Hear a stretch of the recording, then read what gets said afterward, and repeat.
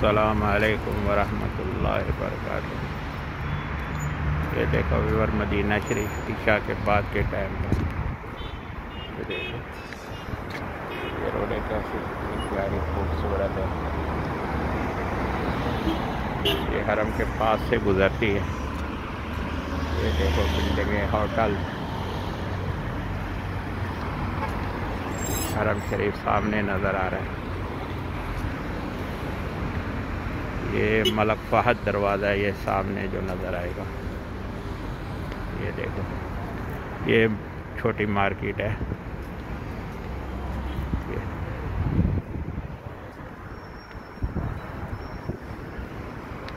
हरम शरीफ सामने नज़र आ रहा है आपको। ये मलक फहद दरवाज़ा है, मेन गेट है तकरीबन मदीना शरीफ, मस्जिद नबी शरीफ का। ये इशा के बाद देख लो, ये आदमी आ रहे हैं नमाज पढ़ के।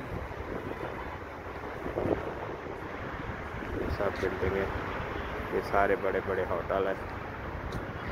ये देखो इस तरफ जो है इसको बोलते हैं बंगाली मार्केट। मैं उस तरफ जा रहा हूँ। ये रोड है, ये नीचे से गुजरती है।